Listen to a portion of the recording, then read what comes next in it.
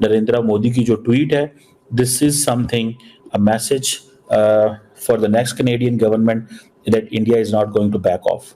और मजे की बात यह है कि यहाँ पे कोई और मुल्क जो है वो इसको नॉर्मलाइज भी नहीं सिचुएशन को कर सकता, क्योंकि सारे के सारे फाइव आइज इंटेलिजेंस कहते हैं कि हमें कनाडा के साथ खड़े होना है।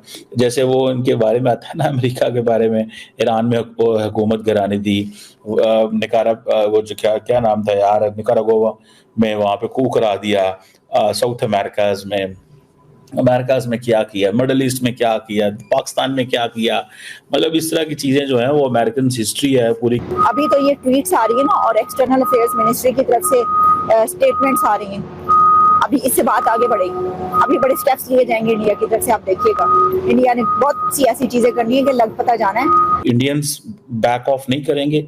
इंडिया तो बहुत बड़ी जिसे कहेंगे ना, एक कैंपेन चला रहा है विद इन इंडिया, ठीक है जी। वो अपनी उनकी बड़ी तगड़ी कैंपेन है, तो वो वहां पे कैसे माफ करेंगे कनाडा को। तुम भारत के खिलाफ क्रिमिनल्स पाल सकते हो जो भारत के खिलाफ कार्रवाई कर रहे हैं। इनको रेफरेंडम अपना करना है टोरंटो में, ब्रैम्पटन में, हमें कोई फर्क नहीं पड़ता। आप हजारों बार रेफरेंडम करवाओ यार। इनको खालिस्तान की टी शर्ट पहन के मट्टी में लौटना है सुअरों की तरह। We have no objection at all, we have absolutely no objection. यार तुम करो, हमारा प्रॉब्लम ये नहीं है। जय हिंद दोस्तों, नरेंद्र मोदी के ट्वीट से कनाडा अब थोड़ा सा बैकफुट पे जा सकता है, क्योंकि नरेंद्र मोदी ने जो ट्वीट किया है उसके बाद ऐसा लग रहा है कि भारत पूरी फॉर्म में है। नरेंद्र मोदी ने कहा है कि कनाडा के अंदर, जैसे आपने देखा, ब्रैम्पटन में हिंदू टेम्पल्स पर अटैक किया गया, और उन्होंने ये भी कहा कि हमारे डिप्लोमेट्स को काफी परेशान किया गया। इसी के ऊपर पाकिस्तानी एक्सपर्ट्स क्या कहते हैं, पाकिस्तानी मीडिया रिएक्शन कैसे निकल के आ रहे हैं, आप इस वीडियो में जरूर देखिएगा। भारत के प्राइम मिनिस्टर नरेंद्र मोदी ने एक ट्वीट की है, और वो ट्वीट जो है वो सीधी कनाडा को कहा गया है कि हमारे लोगों की और हमारे जो रिलीजियस प्लेसेस हैं उनकी प्रोटेक्शन की जाए। ये पहली दफ़ा हुआ है, मैंने कभी माजी में ऐसे नहीं देखा कि भारत के वज़ीर आज़म नरेंद्र मोदी ने ऐसी ट्वीट की हो। बहुत देर से कनाडा के हवाले से चीज़ें चल रही थी, लेकिन ये जो चीज़ है ये मैं समझता हूँ this is something new, unprecedented. और पर्टिकुलरली उन्होंने ये कहा कि हमारे जो डिप्लोमेट्स को भी टारगेट किया गया है, उनको इंटिमिडेट किया गया है, वायलेंस हो रहा है, और हमारा जो वो जिसे कहते हैं ना रिजॉल्व कम नहीं होगा। और इन कैनेडियंस को कहा है कि अब ये एक ऐसी चीज़ है जो हमेशा हमेशा इंडिया और साढ़े पंजाबी कहते हैं लत उत्ते रखना। So it means that they are always like this. So they are calling this, Indians are calling that this is state sponsor of terrorism. Indians इसको कह रहे हैं ये स्टेट स्पॉन्सर ऑफ टेररिज्म है। इंडिया, जारी बात है, इसको देखें, India has a big mouth in terms of its media, very big media machine. Nobody on earth can compete the Indian media machine. ये मैं आपको बात बताऊं, कनाडा के इंसिडेंट के बाद ये जो कुछ हो रहा है उसके बाद आप देख लें, ये चीज़ जो है एक नई चीज़ सामने आ रही है। इंडिया और कनाडा के ताल्लुकात बिल्कुल नॉर्मलाइज होने वाले नहीं है। There is no way things to will get improved. और ये एक समझ लें एक नया पेंडोरा बॉक्स खुल गया, ठीक है जी। और इस पेंडोरा बॉक्स को कोई बंदा जो है वो, मैं जिसको देखता हूँ, कोई बंदा इसको जिसे कहते हैं ना एड्रेस नहीं कर सकता। उसकी वजह ये है कि इंडियंस बैक ऑफ नहीं करेंगे। इंडिया तो बहुत बड़ी जिसे कहेंगे ना एक कैंपेन चला रहा है विद इन इंडिया, ठीक है जी। वो अपनी उनकी बड़ी तगड़ी कैंपेन है, तो वो वहाँ पे कैसे माफ़ करेंगे कनाडा को। सो वो और देन आप, इंडिया कहता है जी हमें तो प्रॉपर खालिस्तानियों से ख़तरा, उसके खिलाफ तो हम कभी भी बैक ऑफ नहीं करेंगे। वो ये कहते हैं कि हमें ख़तरा है, हम बैक ऑफ नहीं करने वाले, हम पूरे का पूरा मुकाबला करेंगे।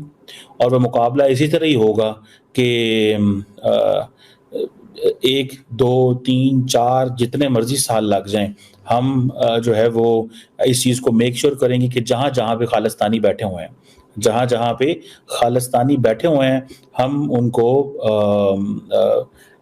हम उन्हें टैकल करेंगे। अब देखिए, नरेंद्र मोदी दुनिया के जिस मुल्क में भी जाते हैं वहाँ पे डियास्पोरा बाहर आता है। वो क्यों आता है? बिकॉज ऑफ द नेशनलिज्म, समझ लें रिलीजियस नेशनलिज्म जो नरेंद्र मोदी की तरफ से आती है, कि वो अपने मजहब को भी प्रोटेक्ट कर रहा है, जो इंडिया की आइडेंटिटी है उसको रीफ्रेम कर रहा है, रीड्रॉ कर रहा है, रीस्केच कर रहा है as per the religious principles and thoughts. So हमें नरेंद्र मोदी को सपोर्ट करना है, हमें we have to stand with him. हमें इसके साथ स्टैंड होना है। सो ये चीज़ है जो मैं समझता हूँ कि दैट मेक्स द केस। और मुझे ज़ाती तौर पे इसकी जब मैं इसको देखता हूँ तो ये एक बेसिकली कॉन्फिडेंस बूस्टर है for all the Indians around the world कि भाई हमारा वज़ीर-ए-आज़म हमें देख रहा है। नरेंद्र मोदी की जो ट्वीट है, this is something, a message for the next Canadian government that India is not going to back off. और मज़े की बात यह है कि यहाँ पे कोई और मुल्क जो है वो इसको नॉर्मलाइज भी नहीं सिचुएशन को कर सकता, क्योंकि सारे के सारे फाइव आइज इंटेलिजेंस कहते हैं कि हमें कनाडा के साथ खड़े होना है। जैसे वो इनके बारे में आता है ना, अमेरिका के बारे में, ईरान में हुकूमत गिराने दी, वो जो क्या नाम था यार, निकारागुआ में वहाँ पे कू करा दिया, साउथ अमेरिकाज में क्या किया, मिडल ईस्ट में क्या किया, पाकिस्तान में क्या किया। मतलब इस तरह की चीज़ें जो हैं वो अमेरिकन हिस्ट्री है पूरी की पूरी। वो जो अपने 50 साल बाद डॉक्यूमेंट्स डिक्लासिफाई करते हैं तो बहुत कुछ बोलते हैं और बताते हैं और कहते हैं कि हाँ जी हम ये माजी में करते रहे हैं और ये होता रहा है। But one thing which is very clear कि इंडिया जो है इसको हाईएस्ट लेवल पर टेकअप करेगा। अगर वज़ीर-ए-आज़म ने कर दिया तो हो सकता है आप एक जो है वो कुछ डिमांड्स हों, कोई ऐसी चीज़ें हों। सो मुझे तो ऐसे लगता है कि ये एक बड़ी चीज़ है। ट्वीट किया मोदी साहब ने, इसके अंदर एक चीज़ जो उन्होंने कही है कि उन्होंने कहा ये जो किया जा रहा है तो ये you will never weaken India's resolve. उन्होंने कहा कि आप इंडिया को कमज़ोर नहीं कर सकते, यानी अगर ऐसे हमले इस वजह से करवाए जा रहे हैं या हो रहे हैं कि इससे इंडिया जो है वो कमज़ोर हो जाएगा, या इस तरह से आप उसका जो एक स्टैंस है उसको आप वीक कर पाएंगे, या तो ये नहीं हो सकता। अच्छा, अब मुझे तो हैरानी इस चीज़ की है कि ये ट्रूडो कर क्या रहे हैं, और अभी तो उनके अंदर से भी, उनके कंट्री के अंदर से भी उनके खिलाफ काफ़ी चीज़ें निकली, और इसके ऊपर जो है वो लोग भी काफ़ी इसके ऊपर यानी खिलाफ उनके होते रहे। उनके काफ़ी ऐसे लोग हैं जो उनको पसंद नहीं करते, ये सब कुछ हो रहा है। लेकिन एक ऐसे वक्त में अब होगा क्या, जब उनसे सबूत मांगा। मसला पता क्या, देखें मसला क्या है इसके अंदर, कि जब ये क्राइसिस बढ़ता है और ट्रूडो ये कहते हैं कि जी उनके मुल्क के अंदर हलाकतें हुई हैं और खालिस्तानी मारे गए हैं, और ये वो फिर इशारा करते हैं कि जी यहाँ से वो उनको मरवाया गया या किया गया। तो जब उनसे इंडिया ये कहता है कि एविडेंस दो, या अमेरिका की तरफ से भी आपको याद होगा काफ़ी दिन पहले, और अभी दोबारा भी ऐसा हुआ है कि ट्रूडो से उन्होंने कहा कि ठीक है एविडेंस है आपके पास कोई, तो वो कहते हैं एविडेंस कोई नहीं।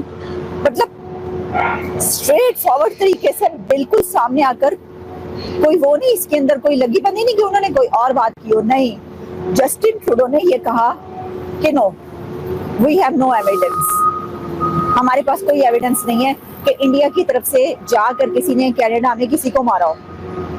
अब मसला ये है कि आप जब ये प्रॉब्लम उठाते हैं, इशू उठाते हैं, तो आपके पास एविडेंस तो होनी चाहिए।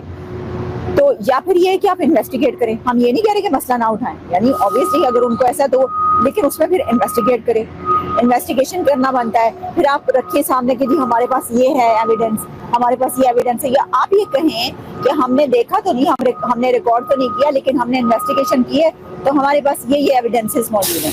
अच्छा, जब उनसे कहा जाता है तो वो कह देते हैं कि जी हमारे पास कोई एविडेंस नहीं है। तो ये अब टेम्पल्स पर जो हमला है, मैं ये समझती हूँ कि ये ट्रूडो को कमजोर करेगा, क्योंकि कनाडा के ऊपर सवाल उठाया जा रहा है। इस पर पूरी दुनिया का मीडिया क्या लिख रहा है इसके ऊपर कि कनाडा में टेम्पल्स पर हमला हुआ है, तो वहाँ की माइनॉरिटीज इस वक्त अंडर अटैक हैं। तो देखिए कनाडा क्या ये बर्दाश्त कर लेगा कि जी उसके अंदर ह्यूमन राइट्स की वायलेशंस हो रही हैं, उसके अंदर जो माइनॉरिटीज हैं उसके पर अटैक हो रहे हैं। अभी तो ये ट्वीट्स आ रही है ना, और एक्सटर्नल अफेयर्स मिनिस्ट्री की तरफ से स्टेटमेंट्स आ रही हैं।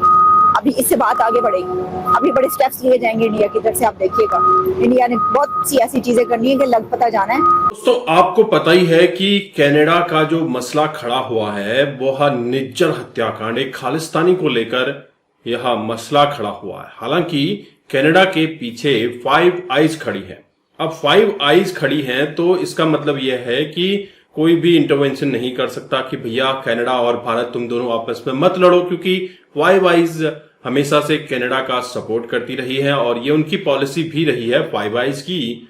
और भारत के प्रधानमंत्री नरेंद्र मोदी ने और foreign minister doctor S Jaishankar ने जिस तरह से एग्रेसिव स्टेप्स लेकर अपने डिप्लोमेट को फौरन इंडिया बुला लिया और कनाडा के साथ संबंध लगातार तल्ख हो रहे हैं। बोले तो कनाडा को जवाब दिया जा रहा है। इससे पहले कभी नहीं हुआ कोई प्राइम मिनिस्टर इस तरह के ट्वीट करे। नरेंद्र मोदी ने ट्वीट करके सबको बता दिया है कि 56 इंच का सीना है तो हमसे झगड़ना नहीं, हमसे लड़ना नहीं, हमको नीचा दिखाने की कोशिश मत करना। और यहां पर नरेंद्र मोदी के ट्वीट के बाद फाइव आइज की भी अब आइज खुल गई हैं कि भैया भारत से उलझना बेकार है। अब भारत वेस्ट के सामने भी अपनी बात रख सकता है। इसके लिए बेस मजबूत होना जरूरी है। आप जब खुद दूसरे से मांगते हैं, दूसरे पे डिपेंड रहते हैं, तो फिर आप अपनी बात नहीं रख सकते हैं।